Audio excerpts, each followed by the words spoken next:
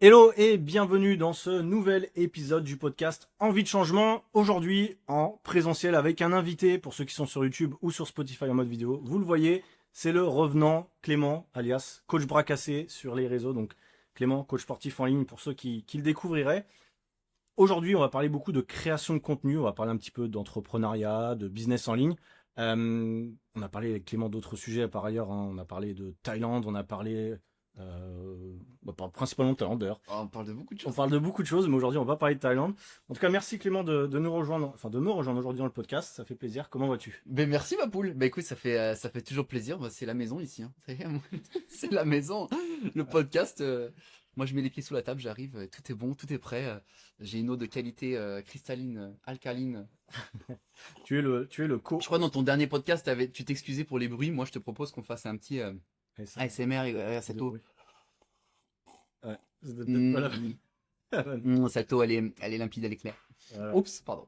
Ah oui, par contre, ça, J'ai il y a la table. peut-être pas passé. Bref, vous l'avez compris, on va passer un bon moment aujourd'hui. Euh, Clément, toi, tu es sur les réseaux sociaux depuis longtemps. Tu as plus de 1500 posts. Je crois que tu as genre 15 posts de plus que moi, pour te dire. Donc on se tire la bourre en termes de régularité. Donc c'est rare de trouver des gens aussi réguliers.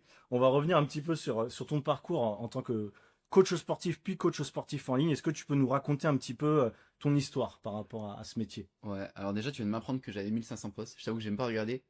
Et c'est fou en fait, en vrai, putain, 1500 posts. Comme quoi, quand tu fais juste les choses de façon automatique, tu vois, et que tu es assez régulier, en fait, bah, tu montes à des chiffres astronomiques. Parce que 1500 postes, bon, toi, tu sais, hein. Ouais, Ça prend du temps. donc ça prend du temps, c'est beaucoup de temps, c'est beaucoup d'investissement, c'est beaucoup de. Enfin, je parle d'investissement personnel. Et bah sur mon parcours, ouais, bah c'est simple, mais voilà, ça a pris beaucoup de temps. Moi, je me suis lancé sur les réseaux, je pense en 2016 ou 2017 Ouais. sur Instagram, et en fait, ça a pris beaucoup de temps, ne serait-ce que pour avoir les 1000 premiers abonnés. Je pense, bah, surtout à l'époque, il n'y avait pas, il n'y avait aucune stratégie. Je pense que il n'y avait pas les reels, les vidéos. Ouais. Donc c'était vraiment le vieux Instagram. Moi, je me suis lancé, il y avait même pas, je sais pas, bah non, toi, t'as dû te lancer même Non, je après. connaissais pas Instagram quand Moi, il n'y tu avait t'es pas de lancé. story, tu vois déjà. Il n'y Ok. avait pas les stories, il n'y avait rien du tout. Les stories sont arrivées quand même vachement tard. Ouais. Parce que je crois qu'Instagram, c'est peut-être 2010, 2012, 2013, je sais pas. Ouais. En tout cas, je me suis lancé, il y avait rien de tout ça. Et ça a pris beaucoup de temps. Et puis un jour, bah, vu que moi je suis coach sportif, j'ai voulu un petit peu bah, parler de ma passion, aider les gens. Ça a commencé pendant le Covid, où il n'y avait toujours pas des Reels. Par contre, tu pouvais quand même faire des vidéos. Tu avais quand même les petits formats carousel qui étaient déjà arrivés. Ouais. Et j'ai commencé à mettre des entraînements quotidien. En gros, c'était comment survivre pendant l'apocalypse, comment rester fit pendant l'apocalypse. Donc l'apocalypse, c'était l'époque Coco. Et c'est comme ça que j'ai commencé, mais après, il y avait tellement peu d'impact. Tu sais, je faisais des 100 vues, 200 vues, 15 j'aime, enfin 15 likes. C'est assez compliqué. Et puis, mais j'ai jamais arrêté, j'ai jamais arrêté. J'ai même commencé à poster de façon un petit peu, bah, plein de trucs que j'avais envie de poster, mais assez de façon régulière. Et puis, même si ça prenait pas trop, ça m'a permis de tester, en fait. Ça m'a permis Ouais. de tester. Je pense que c'est le plus important, tu vois. De te lancer, pas d'attendre d'avoir la bonne caméra, le bon truc et tout. En fait, juste tu testes, tu te lances. Tu sais, de toute façon, dans tous les cas, au début, tu vas pas impacter beaucoup de monde. Ouais. Donc, c'est vraiment ce que j'ai fait. Et puis après, quand les réels sont arrivés, pour moi, ça a été quand même la bonne aubaine, on va dire. Parce que moi, je suis quand même plutôt à l'aise sur les vidéos. Je kiffe vraiment le format vidéo, que ce Ouais. soit court, que ce soit long. Moi, je kiffe faire des vidéos, c'est mon kiff. Et puis ça, après, ça a fait que j'ai commencé à apprendre. J'ai vite passé finalement la barre des 10 000 abonnés. Donc les réels sont arrivés quoi? C'est en 2021, je pense.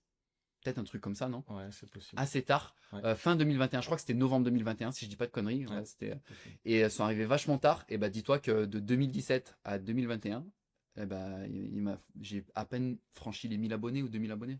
Ok. Donc 4 ans, tu vois. Incroyable. 4 ans. Et après, les réels m'ont propulsé. J'ai fait vite. J'ai passé la barre des 10 000 abonnés en quelques mois. Et puis après, j'ai pas non plus énormément, hein. Aujourd'hui, 58 000 abonnés, Hmm. c'est pas énorme. Mais en tout cas, ça suffit largement pour être bah, indépendant finalement. Ouais. Parce Donc, qu'aujourd'hui, tu es coach sportif en ligne uniquement, donc tu fais pas plus du tout de présentiel. non. Tu en avais fait un petit peu par le passé. Mm. Pourquoi tu avais voulu être uniquement en ligne du coup? Bah, tout simplement pour être libre déjà géographiquement.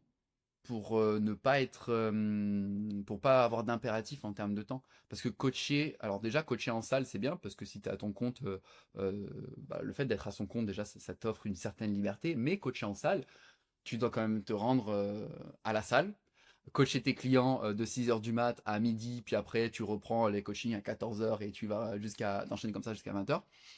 Bah en fait, tu te dis, bah en fait, attends, j'ai quitté la vie de CDI, CDD dans un truc pour me mettre à mon compte, mais en fait, je fais la même chose, sauf que je le fais à mon compte. Alors certes, ça paye beaucoup mieux, c'était déjà pas mal à l'époque, mais en fait, je me suis rendu compte que même si j'adore aider les gens, même si j'adore quand je suis en coaching, j'adore le moment que je passe, mais ça prend beaucoup d'énergie. Ouais. Coacher les gens en salle toute la journée, c'est une énergie monumentale. Mm. Et ouais, et puis je me suis dit, bah, en fait, j'aimerais bien quand même prendre plus de temps pour moi. C'est ce que j'enseigne à mes coachés de se prioriser, prendre plus de temps. Donc je me suis dit, mais en fait, le seul moyen de le faire, c'est de se mettre en ligne. Tu vas pouvoir impacter en plus de ça beaucoup plus de monde, aider encore plus de monde et avoir plus de temps pour toi, prendre plus soin de toi. Et puis voilà, ça s'est fait au fur et à mesure, tout simplement. C'est à quelle période finalement que tu as compris que tu pouvais vivre de ce coaching en ligne? C'était à quel moment? C'était avant le Covid ou pendant le Covid? Ouais. C'était un peu après. Bah, justement, c'était fin 2021 quand j'ai commencé à péter un petit peu sur les réseaux, que les reels sont apparus, j'ai commencé à bien marcher, que j'ai commencé à avoir, à ce moment-là, j'ai fait vraiment ouais, il y a eu beaucoup de monde hein, qui sont venus sur ma page et tout. Et du coup, j'ai eu la chance que des gens ont commencé à me demander quand même pour un coaching. Ok. Chose qui est quand même assez rare, faut pas trop compter sur ça en général. Mm. Et en fait, je me suis rendu compte que ah ouais, je commençais à rentrer 3, 4, puis 5, puis 6, puis 7 clients, plus après je commençais à m'approcher d'une vingtaine de clients sans que j'ai trop à aller chercher des clients. Ouais. Après, même aujourd'hui, à l'heure actuelle, si je vais pas te chercher des clients avec 58 000 abonnés, ça se passe pas comme ça. Hein, parce que là, moi, je suis passé en gros de 2000 à 20 000 abonnés en l'espace de un mois ou deux. Mais en fait, aujourd'hui, c'est plus du tout la même. Et en fait, le fait que des gens sont venus me demander, que je me suis rendu compte que je commençais à bien toucher, que je commençais à être. En fait, je continuais mes coachings en salle à ce moment-là, mais j'ai réduit. J'ai gardé que mes coachings le matin pour que l'après-midi, je me focus sur le contenu. Ok. Et en fait, au fur et à mesure, bah forcément, tu gagnes moins d'argent en salle, tu gagnes quand même une bonne base, et tu te rends compte que ta base de ce que tu fais en ligne, elle se rapproche de ce que tu gagnes en salle, en bossant en physique. Et en fait, c'est là que je me suis rendu compte que, en Ouais. fait, c'est peut-être possible, tu vois. Donc, faut lâcher du lest progressivement. Ouais. Ça, c'est le conseil aussi que je donne aux gens. Bah, c'est bien d'avoir un mi-temps, par exemple, un truc comme ça. Au démarrage. Et une fois que le truc que tu fais, ton activité, tu commences à être au même niveau que le revenu que tu as à côté, ou que tu commences à être sur la bonne lancée, que tu es déjà sur la rampe et tu sens que, ok, si je lâche, que je me focus à fond, ça va forcément décoller. Ouais. Et bah c'est top. Donc le conseil, c'est ouais, faites ça à côté, quand vous commencez votre business, à côté d'un truc. Et puis, pour vous sécuriser en fait, tout simplement, tu vois, Ouais. pour ceux qui ont peur de se lancer. Je sais qu'il y en a plein qui ont peur de se lancer. Ouais. Donc c'est comme ça que j'ai fait, tout simplement. Ok. Et après j'ai lâché le présentiel et puis bah je me suis focus. À 100%. J'ai fait comme tous les trous du cul des réseaux de digital nomade, je suis parti à Bali. Oui, c'est vrai. Je suis parti à Bali pendant 8 mois, je me suis focus à 100% et puis voilà. Et puis là-bas, tu as dû rencontrer aussi d'autres entrepreneurs. Ça t'a permis de voir un petit peu le marché et puis de comprendre que bah, c'était un vrai mode de vie finalement et que tu pouvais vivre comme ça. Ouais, bah ouais, carrément, ouais, c'est en s'entourant en fait finalement de gens qui font la même chose que toi, qui ont déjà réussi, donc qui ont fait déjà. Tu vois, faut pas s'entourer des gens qui l'ont. Si tu demandes un conseil à quelqu'un qui l'a jamais fait, Ouais. ça n'a aucun intérêt. Donc j'ai demandé des conseils à plein de gens qui l'ont déjà fait. Quand on s'est rencontrés, d'ailleurs, toi tu l'avais déjà fait. Ouais. Tu revenais d'Australie déjà depuis quelques mois et tu avais déjà monté ton truc et tout. Et je me rappelle les premiers échanges qu'on avait fait. Mais en fait, ça m'a montré que c'était clairement possible, tu vois. Ouais. Donc ouais. D'ailleurs, moi, c'est intéressant parce que tu t'étais lancé assez tôt sur les réseaux sociaux. Donc au démarrage, t'avais même pas un objectif finalement de développer, de vivre de ton audience au démarrage. C'était quoi? C'était juste partager ta passion? C'était juste ça? Ouais. Ok. Ouais, c'était juste partagé. Je pense que à l'époque, t'imaginais même pas. Enfin, quand je parle de 2017, t'imaginais même pas que c'est possible de vivre de ça, tu vois. Ouais. Je pense que c'est un peu le même effet que maintenant, ceux qui font YouTube et tout, on sait qu'on peut vivre de ça. Mm. Mais je pense que ceux qui se sont lancés en 2014 et tout, pensaient aussi pas que c'était possible. Donc c'était un peu la même logique, quoi. Et du coup, donc là, on est en 2025. Ça fait, je sais pas, 8 ans que tu t'es lancé. Ça fait 8 ans. Ouais. Est-ce que tu arrives à garder cette motivation finalement pour la création de contenu? T'es toujours régulier? Comment tu fais toi justement? Ouais, bah toujours. Toujours. Tous les jours d'ailleurs, tu publies. Ouais, tous les jours. Je crois qu'on est les deux seuls. Alors, pas tout à fait tous les jours. J'ai un peu réduit parce que maintenant, en fait, dès que j'ai un post qui marche plutôt bien, donc pour moi, qui marche bien, c'est un post qui fait au minimum 20 000 vues, tu vois. Ouais. Après, attention, tout est relatif dans les données. Un post, théoriquement, pour nous, un post qui marche bien, théoriquement, pour moi, c'est un post qui fait potentiellement 4000 ou 7000 vues, mais qui va générer plus de prospects, des gens qui sont plus intéressés, qu'un post qui va faire le buzz, qui va faire du 1 million de vues. Moi, je sais que j'ai un post qui va faire 4000 vues et il a potentiellement, parce que je vais délivrer plus de valeur, m'apporter plus d'argent finalement qu'un post qui va faire 1 million ou 2 millions, tu vois. Et qu'est-ce que je disais? Du coup, si un post il génère quand même pas mal de vues, histoire de pas trop spammer, tu vois, et de pas trop. C'est un peu tourné, Je laisse juste pendant un jour. Bon, quand même tourner, c'est juste, je laisse 24 heures sans poster et je reposte au bout de 48 heures. Voilà. Mais sinon, c'est tous les jours. Ouais. Au démarrage, c'est vrai qu'on conseille souvent aux gens, aux débutants, de spammer un peu la création. Vraiment, trouver leur truc, publier le plus possible en gardant un peu de qualité. Mais c'est vrai qu'à ton niveau, t'as plus rien à prouver en termes de régularité. Les gens, ils te voient dans le feed régulièrement, dans tous les cas. Donc, t'as aucun intérêt à te cramer, justement. C'est ça, c'est que t'as trouvé ton rythme, en fait, de création. T'es à ton bon rythme. C'est comme pour les entraînements. Tu t'entraînes, je sais pas, 6 fois par semaine. T'as trouvé ton rythme, par exemple, tu vois, je pense. Ouais, j'ai trouvé mon rythme et surtout je kiffe. Moi, je kiffe vraiment faire le contenu. Le truc, c'est que je varie un petit peu. Je suis pas que à donner de la valeur, que à donner de la valeur, que à donner de la valeur. J'aime bien me faire plaisir, j'aime bien kiffer, j'aime bien faire des conneries. Et moi, c'est ce qui me fait, c'est ce qui me régale aussi. Et c'est ce qui fait que j'arrive à tenir sur le long terme, tu vois. Parce que sinon, si tu fais ça, mais que tu dois pas le faire sur le long terme, en fait, tu vas pas tenir. Tu vas pas tenir. Donc, faut avoir un process qui est bien rodé quand même, être bien organisé. Que tu fasses des sessions de tournage où tu tournes plusieurs vidéos, parce que sinon tu t'en sors pas, quoi. On va en parler justement par rapport à l'organisation, on en parlera peut-être juste après. Donc tu nous as dit qu'effectivement toi tu prenais plaisir avec la création de contenu, c'est pas le cas de tout le monde, je dirais une grande majorité des gens voient ça un peu comme une plaie. Je pense que c'est aussi parce qu'ils n'ont pas trouvé leur contenu, je pense que toi tu as trouvé ton truc. Toi tu crées justement quel type de post si on devait te définir peut-être comme créateur, quel est le type de post que toi tu crées par rapport aux autres coachs? Quel est ton axe de différenciation, tu vois ce que je veux dire? Quel est mon axe de différenciation? Je dirais, je pense, l'humour quand même. Un peu plus l'humour. J'aime bien, là en ce moment, j'ai un truc qui marche plutôt bien, c'est que je fais le personnage de Mario et Luigi. Donc là, j'ai la casquette Mario. Donc je vais incarner Mario, donc je vais m'habiller tout en rouge avec Luigi. Et des fois, ça peut être des posts de valeur. Et des fois, ça peut être je fais le con. Et du coup, j'aime bien parce que j'aime bien faire le con. Mais pareil, tous les posts un peu plus axés sur le fun, un peu plus, on va dire, c'est des posts un peu plus viraux. En fait, je kiffe juste les faire. Donc, et je pense que c'est pas tous les coachs qui font ça. Il y en a qui vont se concentrer plus sur la distribution de valeur. Et ce qui est bien à la fois, parce que les comptes qui vont faire que de la valeur, qui vont bien marcher, ils vont faire ils vont impacter beaucoup de monde sur des posts de valeur. Moi, il se trouve que du coup, forcément, si je fais des posts à forte valeur ajoutée, forcément, ça va être moins impactant parce que y en a qui vont me suivre aussi pour le contenu fun. Ils vont s'en battre les reins du contenu à forte valeur, mais moi, c'est comme ça que je trouve mon compte. J'en vis, c'est le principal, donc voilà, c'est cool. On reviendra justement sur la partie comment tu trouves tes idées, etc. Je pense que c'est une partie qui est vraiment intéressante. Et on parlera aussi du processus de création en plus de l'organisation dans un instant. Juste toi, donc tu es coach en ligne. Est-ce que tu as une spécialisation? Parce que je sais qu'entre ton contenu et ton coaching, il y a aussi une petite différence parce que ça saute pas forcément aux yeux sur qui tu t'adresses. Mais c'est pas gênant justement, c'est ça qui est bien. Tu peux nous en dire plus? Une niche, en gros, je suis quand même niché sur perte de poids pour les femmes de plus de 30 ans. En gros. Effectivement, quand tu fais des contenus fun et tout, ça n'a rien à voir avec les femmes de plus de 30 ans. Alors attention, c'est toujours axé sur l'environnement sport, musculation, alimentation, etc. Donc elles se sentent aussi concernées d'une part. Après, tous les posts à valeur que je fais, où je distribue la valeur, ça va être en général, ça va être pour les femmes de plus de 30 ans qui cherchent à perdre du poids. C'est toujours du contenu qui est axé sur la perte de poids. En général, on arrive quand même à, si tu te balades un tout petit peu sur mon compte, tu captes quand même assez rapidement que c'est quand même plutôt axé perte de poids. C'est écrit dans la bio aussi. Dans un sens, c'est que tu as la niche je dirais la plus facile. La plus mainstream. Faut le dire. Tu fais du contenu mainstream, donc normalement tu attires cette niche-là dans tous les cas. Les femmes sont plus présentes sur Instagram, c'est que les hommes.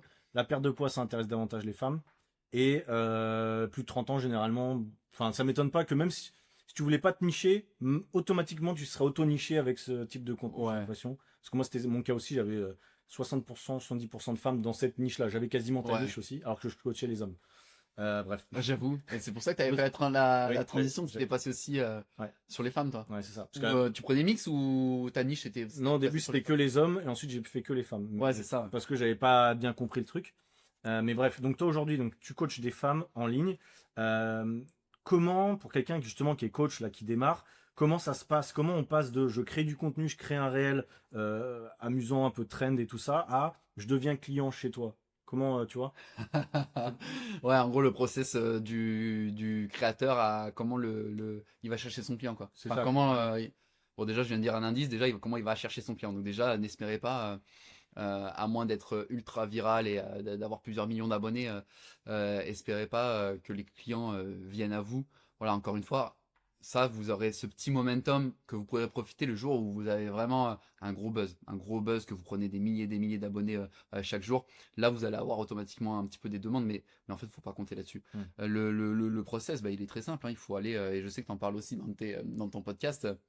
Bah, il faut aller chercher les gens en fait. Faut Ouais. pas attendre que l'argent comme ça il vienne à toi, que les clients viennent à toi. C'est pas comme ça que ça se passe. Moi j'ai vraiment explosé on va dire mon chiffre d'affaires. Enfin j'ai tout, j'ai passé le step supérieur en fait à partir du moment où j'ai compris qu'il fallait aller chercher ses clients. Ouais. C'est pas être un vendeur de tapis, c'est pas aller s'il vous plaît, prenez-moi des proclames. Non pas du tout. Le but c'est juste d'aller chercher tes clients et en fait faut juste que tu te dises que t'as une mission et tu les aides aussi. Faut pas penser que évidemment, il faut qu'on puisse manger aussi, on a notre pain à gagner, tu vois, mais toi, ta mission, c'est d'aider les gens, tu vois. Toi, t'aides les gens à développer leur business. De une, ça te fait plaisir. De deux, ça te permet d'en vivre. Moi, c'est la même chose. J'aide les gens à s'épanouir dans leur vie, à perdre du poids, à se retrouver en énergie et en phase avec eux-mêmes. Ça me permet d'en vivre. Ouais. Tout le monde en profite. Je sais que j'aide les gens.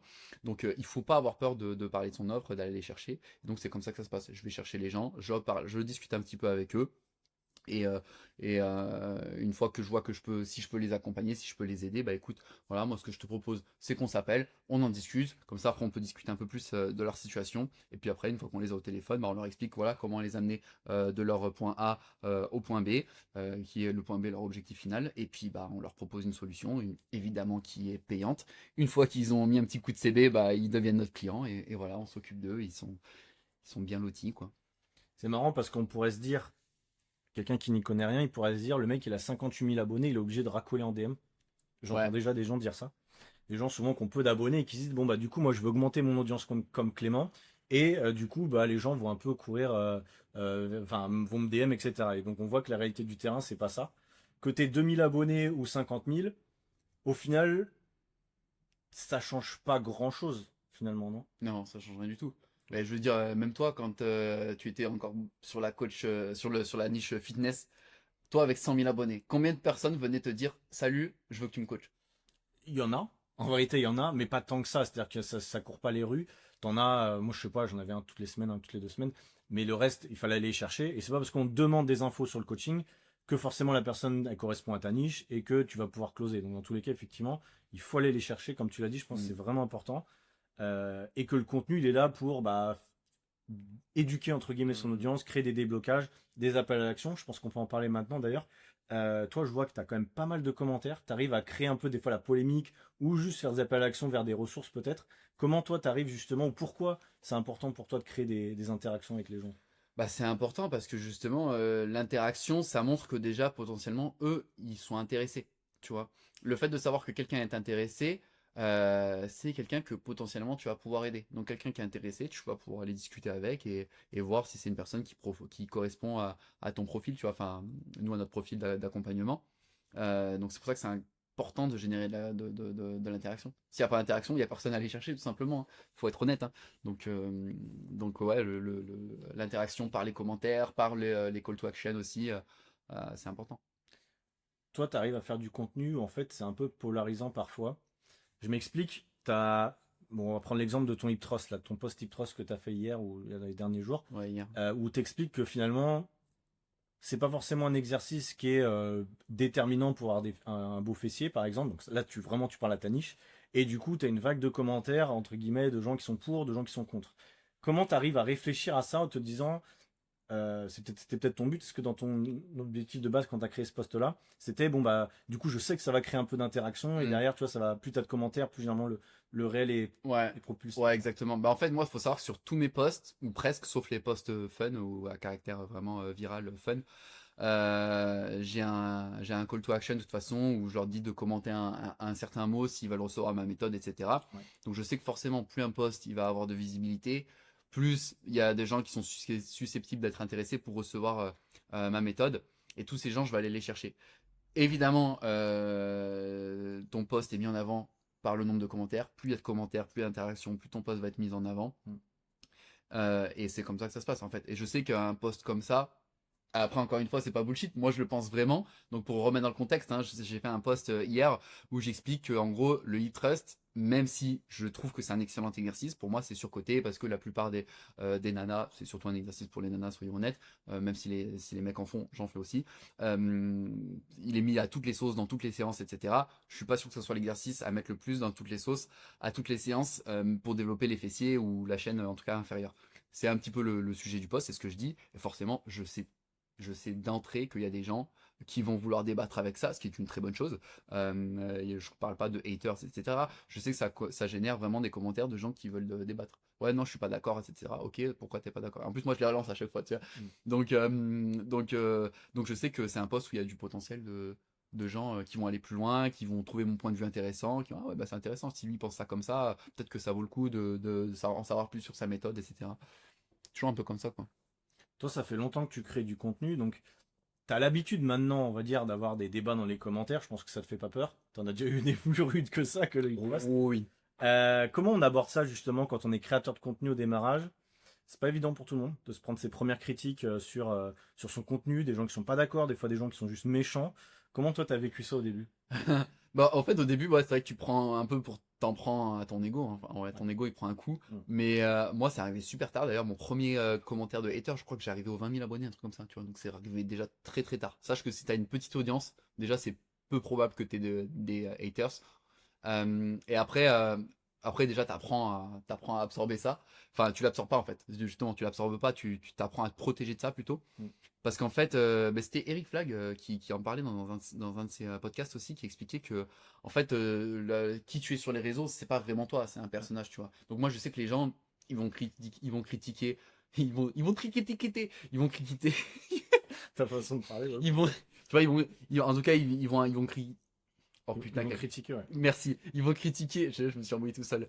Coach Bracassé et pas Clément, tu vois. Ouais. Donc, Fais un personnage, ouais. je me suis créé un personnage et puis honnêtement, de toute façon, de manière générale dans la vie, je m'en fous un petit peu de ce que les gens y pensent. Ouais, ouais. Donc ça m'aide bien. Je sais que c'est pas le cas de tout le monde, Ouais. mais il faut se dire que de toute façon, vous savez que vous allez aider beaucoup plus de gens que, enfin, si vous faites, en tout cas, si vous lancez un business en ligne, j'imagine que vous aidez des gens et qu'il faut vous dire que de toute façon, quoi qu'il en soit, votre poste, même s'il va être polémique, il va faire aider pas contents, bah, vous allez potentiellement, plus il va être viral, plus il va faire de vues, plus tu vas aider de gens. Mm. Je te donne un exemple bien concret.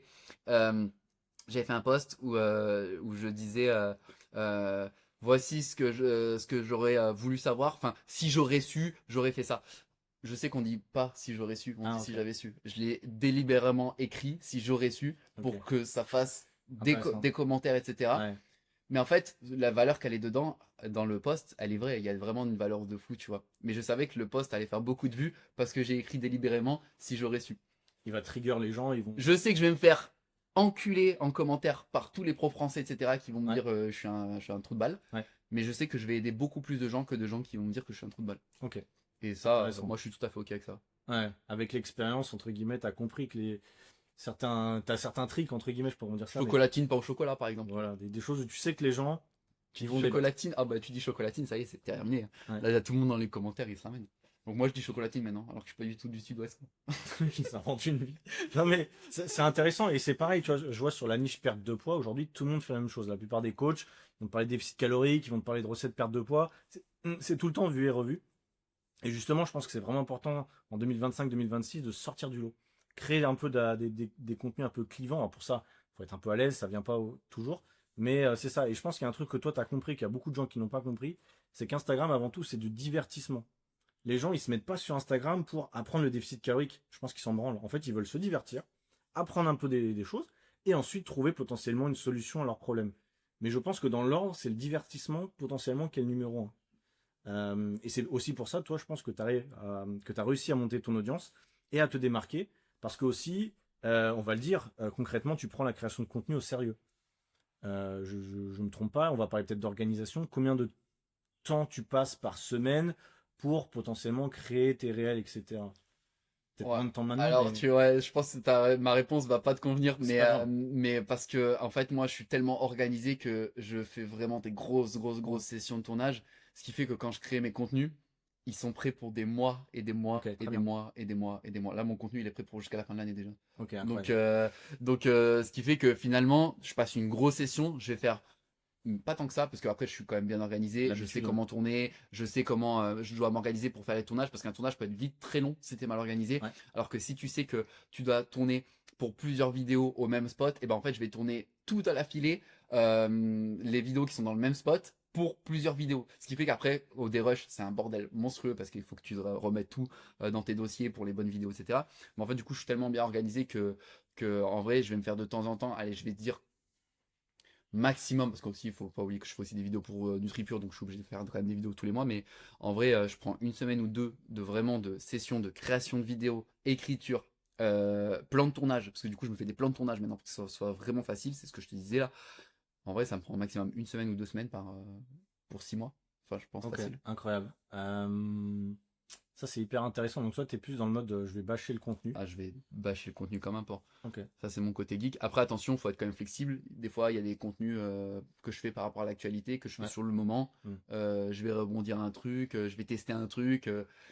Ça, je vais les faire sur le moment. Toujours, donc, il y a toujours une part d'imprévu. Mais sinon, les contenus sont quand même prévus Donc, bien, toi, bien à tu l'avance. enregistres beaucoup. Donc, du coup, on a compris. Vite fait, mais du coup, donc après, tu exportes tout sur l'ordinateur et tu as des grosses sessions de montage aussi. T'as pas de monteur encore hein, pour le Ah non, faire. non, mais j'ai pas de monteur et j'en aurai jamais parce que moi, je kiffe trop ça. Ouais. Donc, ouais, grosse session, je fais des dossiers, tout est rangé par dossier. Je sais exactement quelle vidéo, je peux même te dire si c'est une vidéo fun, je vais avoir un devant fun, comme ça je sais que tous les dossiers fun, ils seront fun. Tout ce qui est Mario Luigi, etc., etc. Donc, ouais, tout est organisé, il faut être, comme tu l'as dit, je prends la contenu de création au sérieux, c'est mon Ouais, métier. c'est ton métier. Ouais. C'est comme ça que, en fait, c'est ma vitrine. Si tu t'ouvres une boulangerie, que tu mets rien en vitrine, tu vas rien vendre. Tu vas rien vendre, mon gars. Donc, moi, c'est ma vitrine, c'est sûr. Ouais. Toi, tu l'as pris au sérieux. Et pareil, du coup, si tu as besoin de réutiliser du contenu, j'imagine que tu le fais aussi, c'est-à-dire reposter des choses au bout de quelques mois, Mm. bah, tu peux retrouver dans ton dossier facilement et c'est pas le bordel, quoi. Ouais, ouais, très facile. Juste à taper dans la barre de recherche ce que je recherche. Ouais, bien sûr. Mais effectivement, il faut prendre la création de contenu très au sérieux. Je sais que quand on commence, on a du mal à se projeter.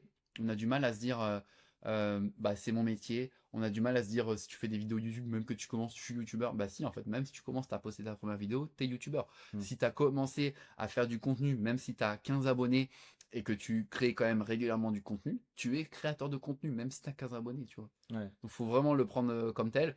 C'est comme quelqu'un qui essaye d'arrêter de fumer, il va pas dire non, j'essaye d'arrêter de fumer. Non, c'est j'ai arrêté de fumer. Ouais, tu as switché ton identité. Et effectivement, je pense que quand on devient coach en ligne, coach sportif, coach nutrition ou peu importe, entrepreneur en ligne, on a tendance effectivement à se focus sur le coaching. Ok, du coup, je vais coacher mes élèves, c'est mon taf. Le reste, c'est accessoire et advienne que pourra. Et du coup, on se retrouve avec des mecs qui postent un post de temps en temps sans aucune valeur et ils se disent j'ai pas le temps.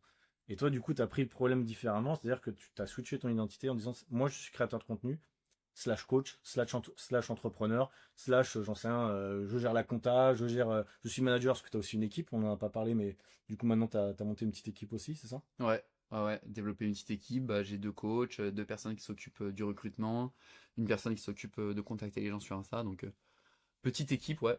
Petite équipe, mais effectivement, je pense que c'est une grosse erreur. Les gens veulent trop se focus sur la délivrabilité, on va dire. Donc, les coachs, la plus grosse erreur qu'ils font, et je m'arrache les cheveux avec ça, c'est que tous les potes avec qui tu sais, je parle, etc., ou les gens qui me demandent des conseils, ils me disent ben, je vais me former ça, je vais faire Bayesian, je vais me former ça pour les articulations. Là, là. Mais en fait, on s'en bat les steaks. Mec, on s'en bat les steaks. Si tu sais que si tu veux aider les gens à perdre du poids, que tu sais qu'il faut les mettre en déficit calorique et qu'il faut faire un minimum de sport et qu'il faut un minimum bouger, c'est tout ce qui compte.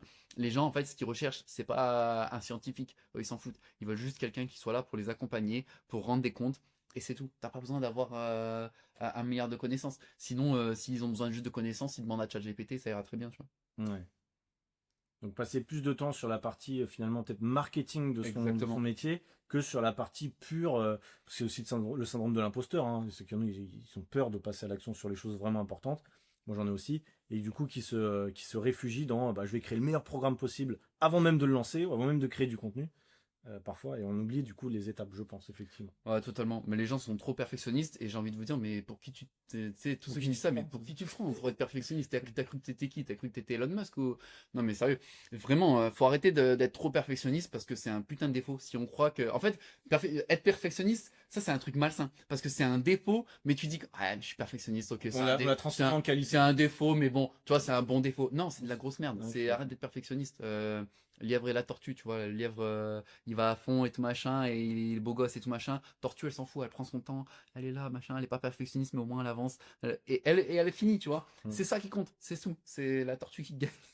Donc soit la tortue avance, commence, et sois Ouais. pas perfectionniste. La régularité, C'est la clé. c'est la clé, hein, on l'a toujours dit.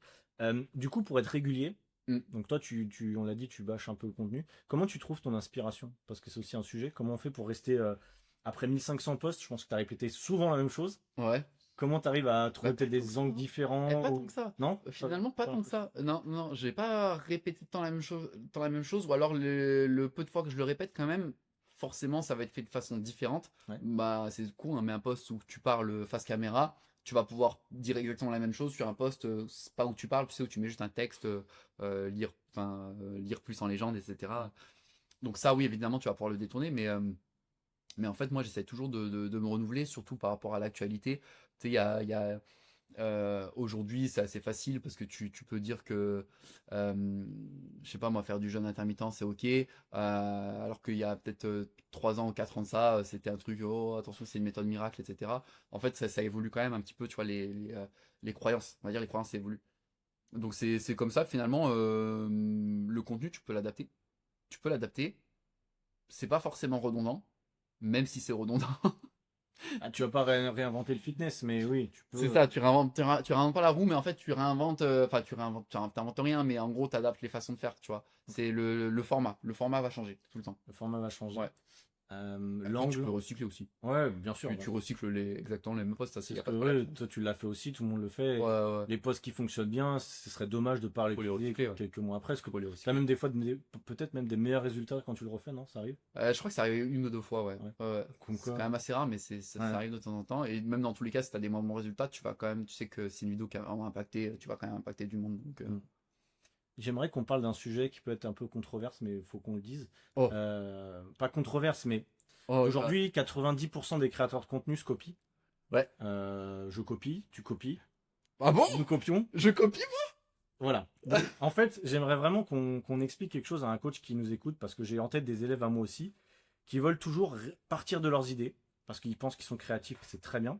Du coup, qui créent vraiment comme eux, ils auraient envie de voir le contenu, mais pas comme la plateforme, elle marche, pas comme les gens, ils ont l'habitude de voir le contenu. Et du coup, on se retrouve à avoir des flops. Euh, Toi, tu t'es créé ta propre création de contenu, tu as aussi ton style, c'est vrai, mais il y a aussi des fois, et moi je le fais, certains posts qu'on reprend d'autres personnes, notamment américains ou des concurrents. On est d'accord, Hmm, j'invente rien sur ça. on est d'accord.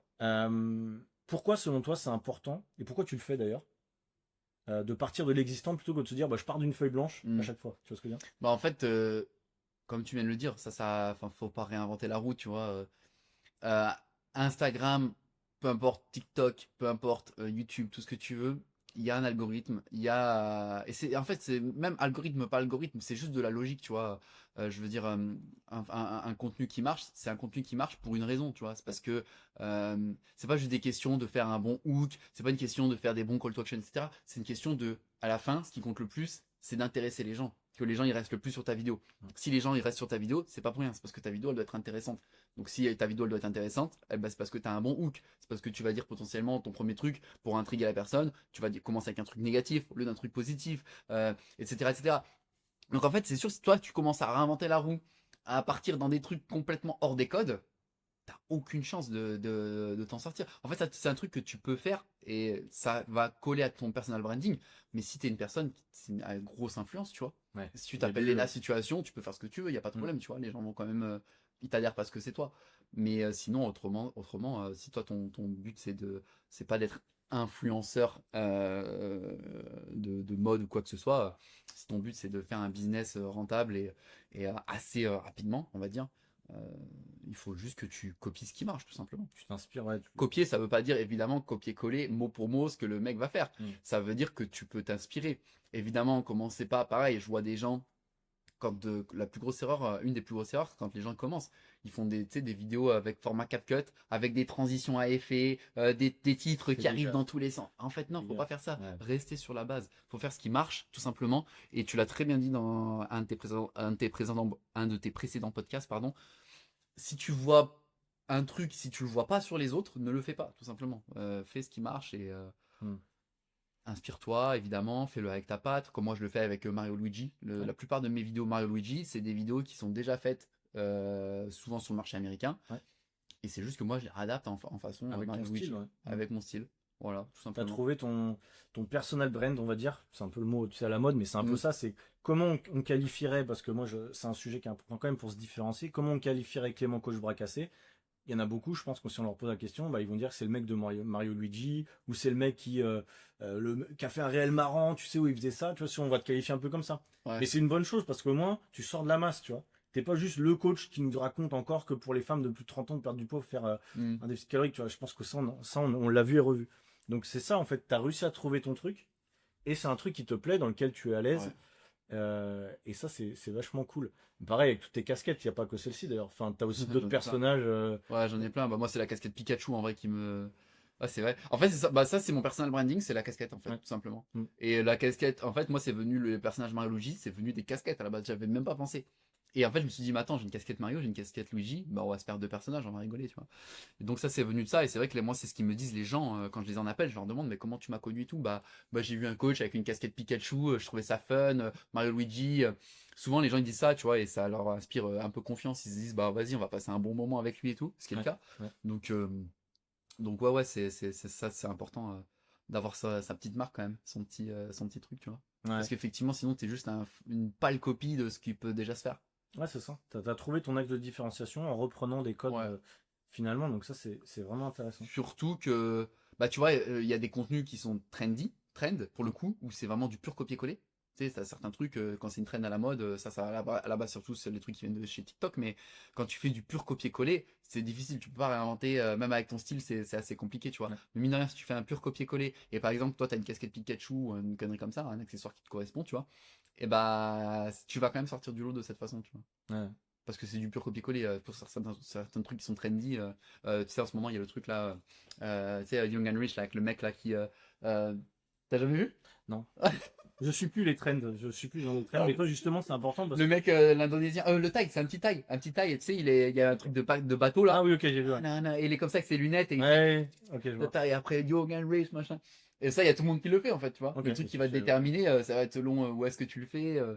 Mais sinon, c'est le même truc, tu vois. Mais comment tu fais pour rester à la page, justement? Parce que toi, t'es souvent dans les premiers à faire les trends. Je me souviens que t'avais fait aussi, tu sais, le mec avait fait sa morning routine, là, avec... Toi, t'avais copié ça, et enfin, adapté à ton style, c'était très rigolo, ça avait bien marché. Du coup, j'imagine que tu fais quand même une veille concurrentielle, je sais pas, sur TikTok, sur Insta, pour rester à la sur Insta, non, TikTok, je l'ai désinstallé depuis longtemps, mais ouais, évidemment, je fais une veille sur TikTok, je dis la merde, je fais une veille sur Insta, du coup, et effectivement, dès que je vois un truc qui commence à être trendy, alors je le fais pas tout le temps, par contre, pour le coup, mais j'essaye quand même, et effectivement, ce que tu parlais, c'était Josh, je sais plus comment il s'appelle, le black qui a la morning routine parfaite, qui met sa gueule dans des bacs à glaçons et tout. Ouais. En fait, j'ai commencé à voir ça, 2-3 vidéos de gens qui se foutaient de sa gueule, j'avais pas compris au début. Et en fait, après, genre, dans la même journée, je revois le truc passer de d'autres personnes qui se foutent de sa gueule. Oh, je fais, mais attends, mais il faut que je trouve. J'avais même pas vu l'original, je savais même pas d'où ça venait. J'ai trouvé l'original, je fais, vas-y, il faut que je le fasse. Et en fait, moi, c'est surtout du fun en vrai. Genre celui-ci, et d'ailleurs, donc le contenu, je refais sa morning routine parfaite. Je la tourne évidemment à la dérision. Dans le truc, j'ai une petite culotte noire de meuf. Je fais le con, je pète et tout machin. Et je sais que ça fait beaucoup rire. Ça fait beaucoup rire et ça m'a apporté des clients d'ailleurs. T'as eu 4000 likes, je crois, sur ce post-là. Il avait bien marché celui-là. Et du coup, ça t'a ramené des clients, c'est incroyable. Parce qu'à la base, on pourrait se dire, c'est pas du tout niché. Tu vois, on écoute un coach business, il te dit, ah bah c'était pas niché, c'était juste pour amuser la galerie. Alors oui, sauf que bah finalement, ça t'a ramené des clients aussi. Dans la masse. Il y a zéro valeur, ouais. Et mine de rien, ça m'a quand même amené des clients, ce qui est assez fou. Et c'est pas le premier post, il y a beaucoup de posts comme ça. Ouais. Donc comme quoi, est-ce qu'il faut pas mieux des fois, tu vois, se dire, bon oui, on est là, on est des coachs sérieux, on veut donner de la valeur, machin, on est droit. Certes, mais sauf que si t'es pas intéressant, pas amusant et que t'es pas intriguant, bah en fait tu restes dans les abysses d'Instagram. Au contraire, toi tu as pris le parti d'être plus sur le côté fun, avec aussi je trouve quand même une qualité audio, vidéo, enfin Ouais. de montage qui est quand même très largement supérieure à la moyenne. Je pense que tu as eu des années de montage sur YouTube aussi, je pense que ça se voit. Ouais. Tu fais pas des trucs de Jackie, hein, concrètement avec des textes qui Non, apparaissent. c'est clair. Hein. Comment t'as appris d'ailleurs ça? Je pense que t'as appris sur le tas, Ouais, sur j'imagine. le tas, hein, sur le tas. Moi, Ouais. j'avais commencé, j'avais fait des vidéos YouTube. Ça fait longtemps que je fais des vidéos. Moi, à base, comme je t'avais dit, ça s'appelait Les Bras Cassés. Ouais. Mon compte est pas Coach Bras Cassés. On était deux. On faisait déjà des vidéos sur Facebook et tout à l'époque. Mm. Justement, on faisait des trucs un peu trendy. On faisait des conneries avant même qu'il y ait TikTok. TikTok, ça existait même pas. Il y avait même pas Musical.ly et tout à l'époque. Ouais. Donc, c'est vrai, ça vient de ça, hein, tout ça, de toute façon. Ouais, donc t'as vraiment pris goût à la création de contenu. Moi, je kiffe. Ouais, Ok. moi, je kiffe. Faites un truc que vous kiffez. Après, je sais que le fun et tout, c'est pas pour tout le monde en vrai. Non. Des fois, ça va être plus malaisant, et puis des fois, si c'est pas ton truc, si t'es introverti et tout, c'est ok. Il y a plein d'autres façons d'intéresser les gens, tu vois. T'es pas obligé de faire un truc que d'humour et tout. Si ça te correspond pas à toi, ça te correspond pas à toi, tu vois. Ouais. Mais en tout cas, faut trouver quelque chose qui. Ça se sentira de toute façon. Si quelqu'un Ouais. est pas à l'aise, il va faire le clown entre guillemets, c'est pas péjoratif, mais Ouais. ça va se voir et tu seras pas bien dans ta tête dans tous les cas. Ouais, Tu le feras pas longtemps. c'est sûr. Donc voilà, toi t'as trouvé ce qui t'amusait de faire et je pense que c'est pour ça que t'es régulier, c'est que t'as trouvé ton truc. Moi c'est pareil, hein. Concrètement j'ai trouvé mon truc, notamment les carousels, j'aime bien écrire, moi je suis plus dans l'écriture que forcément dans les mises en scène, même si je le fais aussi, j'ai appris à aimer, tu vois, c'est pas au début j'étais pas du tout à l'aise, j'ai appris à aimer. Mais faut pas se forcer je pense. Tu Non, vois. et les carousels, moi j'ai essayé d'ailleurs, et T'en faisais un moment. j'en ai fait pendant un moment, et à chaque fois que je le faisais, je suis putain, mais j'ai pas envie. Ça J'ai te la saoule, ouais, flemme. c'est pas dans Et dans j'ai ton truc. totalement arrêté. Ouais. J'ai réessayé un moment, je vais faire, ah, mais c'est vrai que ça marche bien quand même. Je vais réessayer et tout. Et en fait, je fais, non, mais en fait, Nick, c'est bon, c'est sûr, c'est pas pour moi. Ça sert à rien que je me reforce, je sais que je vais pas tenir.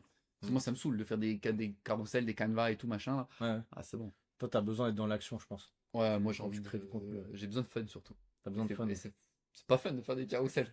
Ah non, non, c'est pas trouvé ça spécial. fun, toi? Non, c'est de la réflexion. Moi, j'aime bien être posé sur mon bureau, mais ça dépend de la. Ouais, c'est calme après et du tout. tempérament. Ça peut être de la méditation même. Ouais. Ouais, moi, ça me fait C'est pour chier. ça que je fais pas que des carousels, moi, et que je fais des réels de temps en temps. En fait, j'essaie de varier les plaisirs. Mais je sais que moi, si je devais enregistrer un réel tous les jours, ce qui n'est pas le cas pour toi, parce que tu fais du. Ah ouais, mais Ouais. si tu Mais prends ta Ça caméra, serait énorme. tu te poses tous les jours, tu fais un réel tous les jours, t'es mort. Ouais. C'est Trouver impossible. l'idée, machin, t'en as pour 2 heures par C'est jour. mort. Et là, Installer setup. Moi, je te parle pas de setup, mais c'est con, mais juste prendre ton téléphone, prendre le trépied. Si tu le fais pendant ta séance, tu sais que tu vas perdre du temps et tout. Ah non, c'est bon, faut Ouais, non. s'organiser. c'est sûr que c'est pas très cohérent.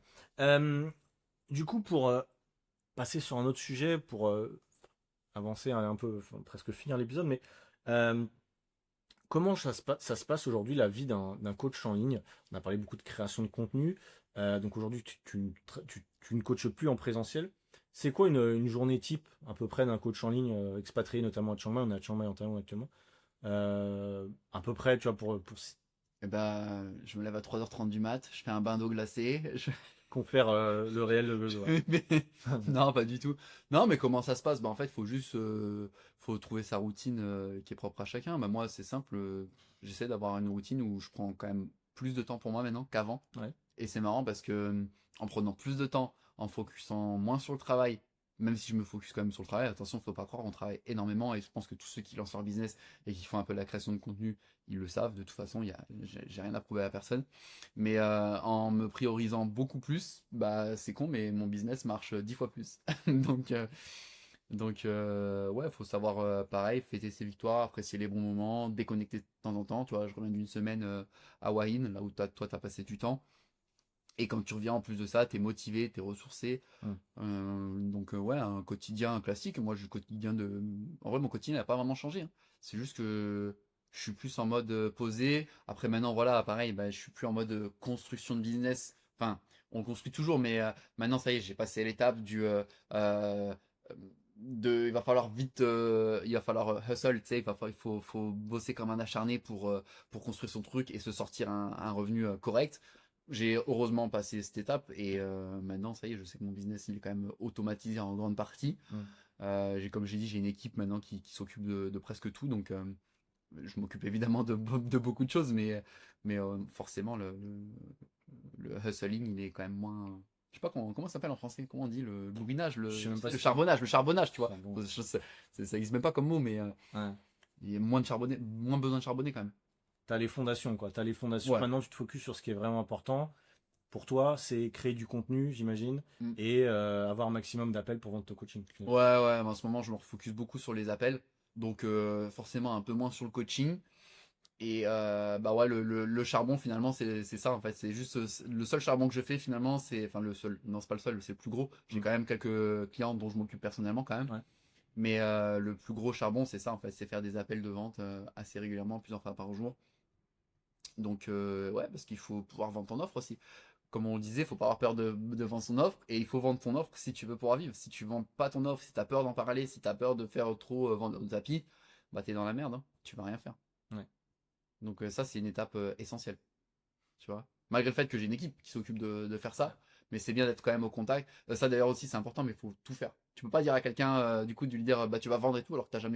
jamais vendu. Ouais. Tu peux pas dire à quelqu'un comment coacher quelqu'un si t'as jamais coaché, tu vois. Tu peux pas déléguer une tâche que toi tu ne maîtrises pas un minimum, quoi. Ouais, moi, tous ceux de mon équipe, je suis passé et j'ai passé des heures et des heures et des heures et des heures à faire tout ce qu'ils ont déjà fait. Mm. Donc c'est pour ça que je peux aujourd'hui les guider Ouais. et que je peux sans problème bah, leur dire bah non, il faudrait que tu fasses quand même plutôt comme ça, comme ci, comme ça, parce que j'ai tout fait. Ouais. Donc les heures d'appel, j'en suis à des, ouf, je sais même pas dire combien, mais et puis bah coaching aussi pareil, j'ai tellement accompagné de gens Ouais, t'as aujourd'hui, l'expérience. ouais, T'as pas délégué tout de suite, on pourrait croire ça. J'entends des fois des coachs qui me disent qu'ils savent pas vendre, qu'ils aiment pas vendre, et du coup ils vont déléguer la partie closing à quelqu'un. Et encore une C'est fois, pas- c'est la pire erreur parce Mm. que tu sais pas, tu vas même pas pouvoir montrer la voie. Donc, faut pas brûler les étapes, faut pas vendre la charrue avant les bœufs, faut vraiment, faut passer par toutes les étapes. Ouais. Faut apprendre à kiffer le process aussi. Parce qu'en vrai, un appel de vente, ça peut être très douloureux, ça peut être très chiant, très inconfortable, Ouais. comme ça peut être très fun si tu le prends comme un jeu. Ouais. Et que, en plus de ça, faut pas oublier que tu as une vraie personne en face Mm. et que tu vas aider la personne. Et que si tu prends comme un jeu, c'est cool. Moi, la dernière, et surtout, voilà, faut, je- la dernière appel que j'ai appelé, la dernière personne que j'ai appelée en appel de vente, tu sais comment j'ai commencé mon appel? Non. Parce que sur Instagram, elle m'a dit que sa passion c'était de faire du piano. J'ai pris mon piano, Ah, d'accord. sur lequel j'ai 2 heures de pratique, hein, donc je fais de la merde, tu vois. Le premier truc en décrochant l'appel, j'étais en train de faire du piano, je fais, hey, Lucie, Lucie, Lucie, ding, ding, ding, ding, ding. Voilà, et en fait c'est fun. Personne va faire ça. Et j'ai conclu la vente pour info. Parti sur un an. Voilà, sur un Voilà. an avec. Un an de cours de piano, du coup. Ouais, elle va m'encourager. Mais voilà, et en fait, moi je m'éclate. Franchement, Ouais. je m'éclate, je prends du fun, je fais le con. Ouais. T'as passé les steps où on a peur Ouais. et il y a la pression et on n'ose pas vendre et si on nous dit non et tout ça. Là, t'es dans le flow, on va dire ça. Ouais. Ça n'a pas forcément été le cas au démarrage. J'imagine les premiers calls, machin, c'est pas toujours comme ça. Alors, pour être très sincère, il y a toujours cette part de quand même. Moi, j'ai rien à cacher. Il y a toujours cette part de ça me fait chier quand même. C'est pas le truc que j'ai vraiment envie de faire, les appels. C'est pour ça que Ouais. j'ai une équipe.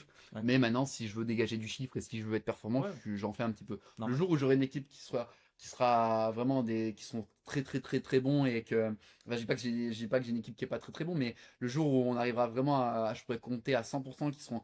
En fait, moi, c'est normal que je suis performant parce que c'est ce que je fais depuis des années. J'ai des heures, des heures et des heures, des heures.